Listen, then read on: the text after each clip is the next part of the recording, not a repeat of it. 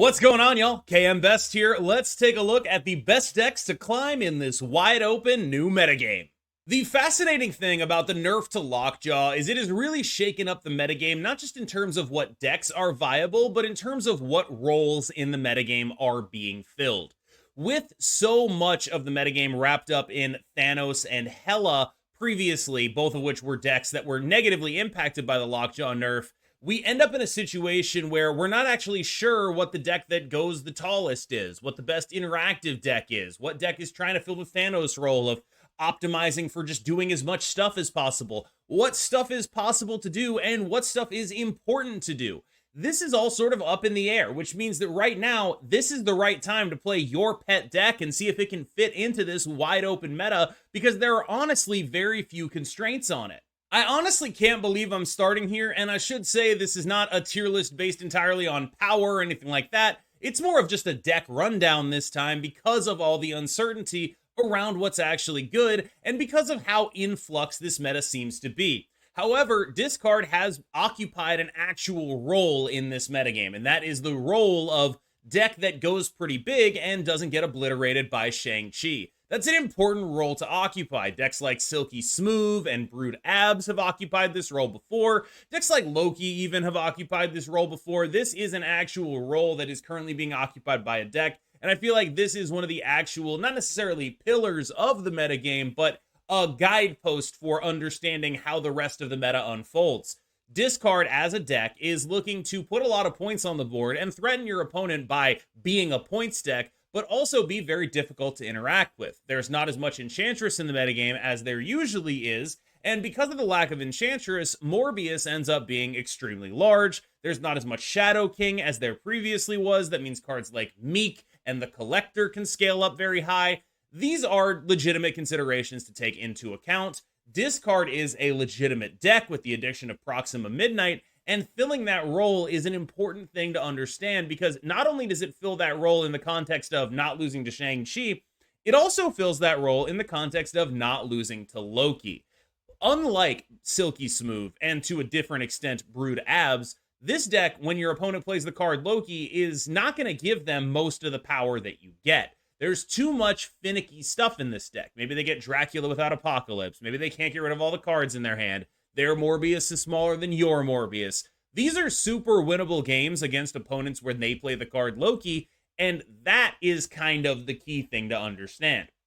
This is a deck that has taken the role of, mid-range deck that doesn't die to Shang-Chi and added onto it mid-range deck that doesn't die to Loki.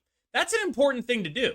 Why is that so important? Because Loki's play rate is very high. And right now, I am of the opinion that Loki's play rate is so high, mostly because no one has a real idea of what shows up outside of it. Loki is a safe pick for a lot of really good players right now. You can just sort of play it and you're going to have okay matchups and do a lot of stuff. Yeah, they're not going to be insta-win Loki games, but you're still a Miss Marvel deck, you're still a Zabu deck, you're still doing some things that are generally strong, you're still gladiatoring people, you have your own Mobius in here. If you want to prevent opposing Lokis from doing stuff, you have a Rogue in here, you have a Shang-Chi. You are just generally okay against a wide variety of opponents, and that kind of matchup spread and comfort level with a lot of good players have with this deck lends it to being a very highly played deck, despite the fact that I'm not actually sure how good it is. I know it's okay. I know it's good and playable, but it's being played at a rate that would suggest that this is far and away the best deck in the metagame, and I'm not really sure that's true. Loki is good, but there are a lot of structural things moving against it. That said, it did have two genuinely bad matchups in, not necessarily awful matchups, but Hela and Thanos Lockjaw were matchups that it had some problems in, and those are no longer seriously in the metagame. Loki is much better into both of those decks now, and so that does make sense to me as okay, well, if those decks are gone, let's just play Loki. I will say that of the decks on this tier list, this is the one I actually struggled with the most. I think that people are very prepared for it right now. People really understand how to play against this deck. And there are a lot of decks that are sort of naturally, not necessarily immunized from it, but are able to deal with it in real ways. And I think that is good for the metagame. This is not going to be a meta tyrant. I was worried that Loki was going to be like dominant meta tyrant. I have to put it on the tier list. I have to say it's the best. I don't know that it's the best. I think it's a fine deck to play. A lot of good players are very comfortable playing it, but we're going to have to see if this actually ends up being the best. Annihilus remains a fairly powerful card, and the Bounce Shell losing Forge means that we are pushed even further towards the Butt Knight Shell that I broke down with Big Baby. Shout out to Tommy, of course, for sort of pioneering this build of Black Knight. And the way I think about it is this is less an Annihilus deck and more an evolution of the original Black Knight deck, which was playing Serra, and like many Serra decks or Serra players, people realized, okay, we don't actually have to play Serra, we can just play a better 5-drop in here, and you also have the overlap of the 4-drop you play to synergize with your 5-drop is actually pretty good if you turn it into an Ebony Blade. I mean, a 4/10 unkillable is a 4/10 unkillable. That's pretty solid. So this is the, like, sort of, if you want to play a Shang deck with some points, this is the Shang deck with some points de jour. Now, there are some sort of flex slots here. The main one is Cull Obsidian. I think if you want a budget replacement for Cull Obsidian, you can just take another 6-drop. Magneto or Giganto are totally fine if you want to do that. I prefer Magneto because it's Magneto and it'll just randomly win you games sometimes, but Giganto's also totally fine. As far as like non-budget replacements, one of the things that you can do in a very heavy Loki meta is play a Mobius instead of the Cull Obsidian, which is more viable now than I think it was previously, because we are in a relatively heavy Loki meta right now. Regardless of how good Loki actually is, there are a lot of people playing it, and that means that you should be respecting it with your deck building choices. Probably my most successful deck since the patch has actually just been Destroy, and it has been Destroy for a variety of reasons, but mostly because as people have been trying to experiment and find out, all right, we're going to like play discard, it's going to be this mid-range deck, it's going to be okay, Destroy just gets to big brother it by going taller. And because there are less people playing like a bunch of tech in all their decks, you know, as a Destroy gamer, like if they're not Lokiing you into like your null and your death, you are actually able to compete with them. And if they are Lokiing you into that, I mean, like, you know, that sucks, but normally they're going to snap it, right? So you get a pretty good idea of how this is going to go down based on how they handle the Loki. Obviously, you know, there's some mind games into it when you get to really high level, but you generally have a pretty good idea. Destroy is filling the role of trying to big brother discard, where discard is this deck that's like, I'm going to dodge Shang-Chi almost all of the time, with the possible exception of like a very big Morbius. Destroy is like, I am going to go taller with the potential downside of being vulnerable to like early Shang-Chi's. Like maybe I have a Venom that's like 11 power, right? Maybe I have all that. But the upside is maybe I have a null that's like 80 power, right? Like you are able to go legitimately super tall with this deck in a way that discard is never going to be able to actually handle. Free 12s, a Deadpool that's like 24, a null that's like 50. These are things that a normal mid-range deck can't really deal with. And with people playing normal mid-range decks, Destroy ends up in a pretty good situation, in my opinion.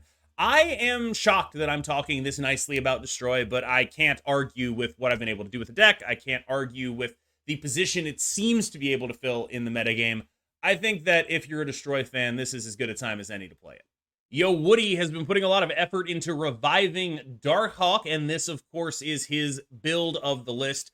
I do think that there is a decent chance that this list almost immediately gets invalidated when Hope Summers comes out, because I keep looking for a replacement for Psylocke. I'm like, what can I play instead of Psylocke? And I will say, if you play Shang-Chi instead of Psylocke, you're gonna get Loki'd, and then they're gonna Shang-Chi your Darkhawk, which sucks. But it also goes to show just how influential Loki can be on a metagame, that a deck like this is being played very specifically without tech cards, because otherwise we're just saying we're gonna lose to Loki. Which is, I think, the number one most frustrating thing to me about this metagame, is that yes, you can do a lot of stuff, but you are back in this situation where you don't want to do stuff that beats your stuff. And that is frustrating to me, and I do think that even if Loki doesn't end up being that good, if it gets to like, 12%, 15% play rate, which it currently has in the top 10% of Infinite per untapped data, you end up having to make deck building decisions like this. Because when I first saw this, I asked Woody, hey, can we cut Psylocke for like a real card? And he was like, no, we literally can't. We literally cannot cut Psylocke for like a real card. We can't do it because any card you'd want to run there gets used against us too well. And that is a super frustrating dynamic for any sort of metagame to have long term. So I really hope it doesn't go like that. However, when Hope Summers comes out, it's just like, oh man, that goes in that Psylocke spot, doesn't it? It does lose us the ability to turn 3 Wolf, but by the same token, it gains us more energy on the later turns, which sort of negates the need to be a turn 3 Wolf deck because you end up being able to do all that stuff without actually needing the Wolf down early, which I think is kind of fascinating. I really want to know exactly how that goes because I personally tend to think in most decks Psylocke is played in, there's usually a better option. In here, she's been fine. I can't find anything objectively wrong with her. I can say that, like, I didn't feel like she ever did much, but, like, she's not bad. You know, you get to beast her sometimes. You get to, like, do stuff, right? Stuff happens. But one of the things that I did find with this deck is that you are playing a lot of, not necessarily air, but some air in this deck, and so your goal with it is to make sure your opponent is playing just as much air as you due to your rocks, your Black Widow, and when you sort of drag your opponent down to that level, you are able to beat them because you're more equipped to be there. You have demons from the hood, you have a giant Darkhawk, you have a giant wolf. These are the kind of things that allow you to win those games. But I also think that this is the kind of deck where I'm really excited to see what something like Hope Summers can do in it. I am really excited to see what happens when we run slightly less air and slightly more, like, just not even, like, it doesn't even have to be, like, a huge upgrade in power, but just going from, like, you know, a 2/2 to a 3/4, things like that. Like, just slightly less air and slightly more beef. And suddenly, if you can maintain the way this deck actually plays, I'm really interested in this. This is a deck that I have like earmarked for I want to try Hope Summers in here, and I hope you do too. Huge shout out to Yo Woody for putting Darkhawk back on the map. A similar bounce list can still be played, and I think if you want to be an Enchantress Shang gamer, you can do a lot worse. I feel a certain type of way about playing 5 4-drops, including Cull Obsidian, and only 3 1-drops in a deck like this. Like, it does feel weird. You are going to have these clunker hands, but when you don't have a clunker hand, this deck whips. This is a great deck when you do not have a clunker hand. You are really able to play a lot of powerful things. You are able to do a ton of strong, interactive, dangerous stuff. This is a really strong deck when you can pull it off, and you can pull it off a lot more than you might think. You just need to make sure you have some 1-drops in your actual hand. This list comes to me by way of Cynic and KX4N, and I believe it's actually what Lambie series was playing, or very close to it, when Cull Obsidian first came out. That was eventually supplanted by, okay, we can actually just run the 4th 4-drop because Forge is actually pretty good. And now we are in a situation where Forge is no longer pretty good, so we're back on running way too many 4-drops and just saying, it's going to be fine. We're going to Zabu them. We're going to be able to win these games. We're going to play this interactive style. We're going to Annihilus our Sentry stuff over. It's going to be fine. I think that this is a solid list if you're interested in being an answer everything deck. You get to play Shang, you get to play Enchantress. You don't have to be Sarah. You have a lot of points. And I think if that is the kind of player you are, you can do a lot worse than this deck. I've mentioned it last week, and I'm mentioning it again. There's not a lot of Enchantress right now, which means Living Tribunal is legitimately really good. Living Tribunal is a deck that has basically free matchups into Loki, unless they are running Mobius and or Enchantress. It is a deck that has absolutely 100% free matchups into decks like Discard and Destroy, and those are decks that are being played reasonably popularly right now, like Thanos, for example, is actually probably playing Professor X some amount of the time. We'll get to that later, which is kind of bad for you, but only if they really figure out what you're doing really early, and then the rest of the time you get to free win the Professor X lane because you combo off in a different lane, right? Like, this is the kind of thing where it's like, there's just not a lot of natural predators to what you're doing right now, and I think that you will be able to go cube positive with Living Tribunal fairly easily. It's a dangerous, dangerous, dangerous deck. A strong, powerful list, a good combo deck, in a metagame that is fairly low on interaction right now because everyone is still trying to figure out what's good, right? But like more people are playing Destroy and Discard right now, which absolutely get farmed by this deck, which is, hey, that's not nothing. It really is not nothing to just have some free wins in your deck. So let's talk about Thanos. This is the best performing list that I've seen for how Lockjaw Thanos is built. It uses Black Swan on 3 in order to Lockjaw into free stones, so you don't end up losing that Lockjaw play pattern, but it just loses some cards, right? Like now you have to include Black Swan to get your nut draw off. Your Lockjaw is no longer synergizing with everything else you're doing. Like you're not really getting the same value out of it that you were otherwise. And you end up in these situations where like, maybe I'm starting to think this deck would be better off if we just played Wave instead of Lockjaw, right? If we just were like a ramp deck. I even went so far as to try the Corvus Hela build of Thanos. It felt moderately unsuccessful, but there is still an argument for being a Lockjaw build of Thanos, and the argument for being a Lockjaw build of Thanos is you're way better into Loki. The non-Lockjaw builds of Thanos are very awkward into Loki. We'll get to that a little bit later. Like, those are the exact kind of decks Loki really beats up on, because you're really just running good cards. You're not overly synergizing with yourself, i.e. Lockjaw, and that makes you a little bit vulnerable to Loki. This build is still good. Like, it's still playable, but I'm just not really liking it as much as I used to like it. The Lockjaw nerf is really doing a number on this deck, and I think that there are compelling reasons to try other Thanos builds that will be, you know, maybe invalidated by the metagame at some point, but I think you have to try. This kind of stuff is what I mean. It's like, okay, we're no longer a Lockjaw deck. We're going to play Tempo Thanos. We're going to Professor X people. We're going to Devil Dinosaur people. We're going to Vision people. It's going to be great, right?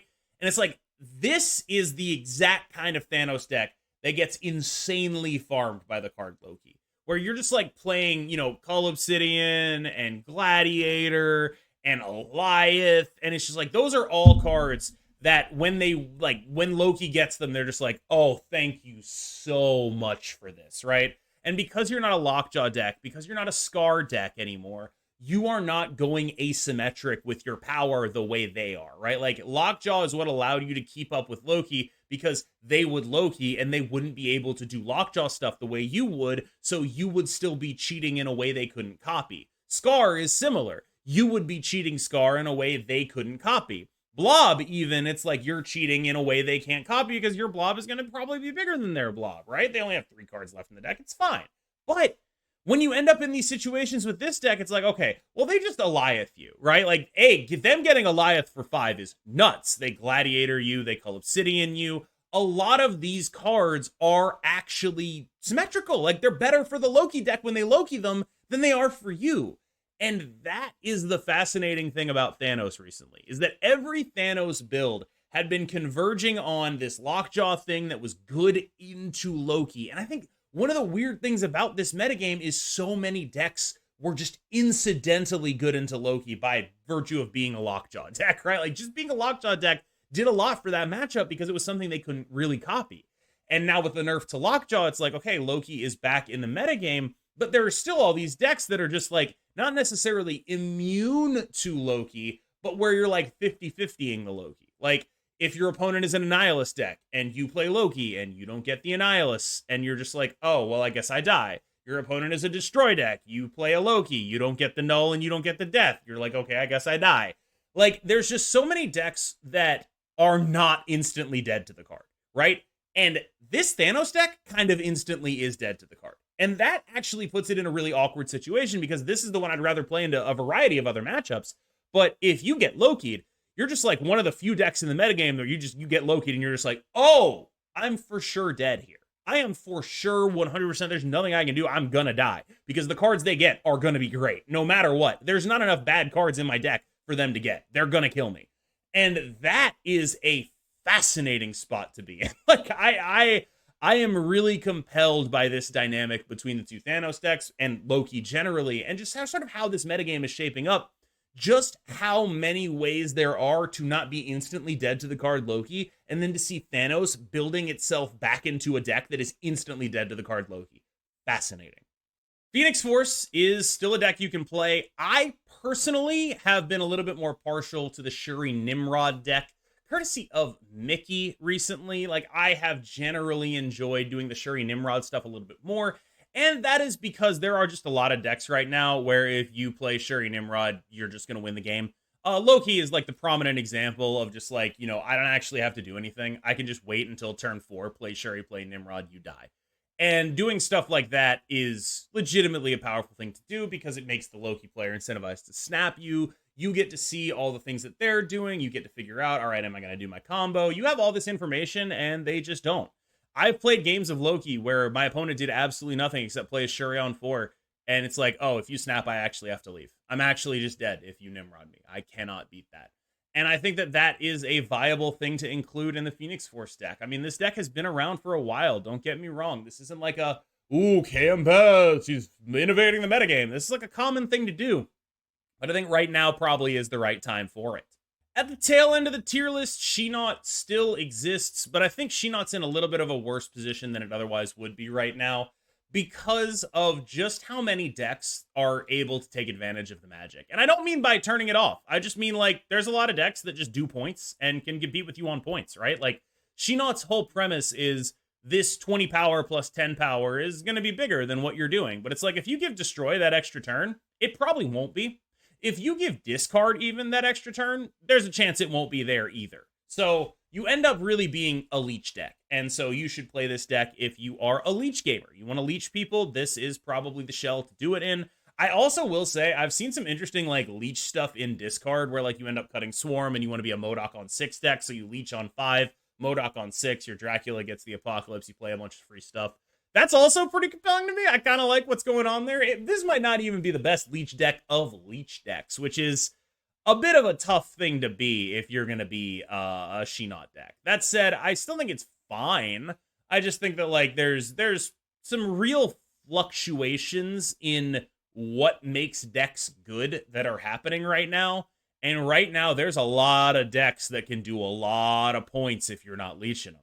This is the Stefan Annihilus Lockdown build, and Stefan was like a Darkhawk truther for a while, but eventually converted over to this build before the Darkhawk nerf, and I think this is a solid deck you can reasonably play in high infinite without feeling terrible about everything, but I'm not entirely sure if it's gonna have a lot of staying power. I think if you want to play Lockdown, this is what I'd play, so let's start there. If you are a Lockdown gamer, I prefer this build to any other Lockdown deck right now. That said, it's still just in this spot where it's like you really need your Storm in order to have a competitive advantage over these other decks. If you're not storming, if you're not going to be playing a Storm, there's likely something else you could be doing that's better, right?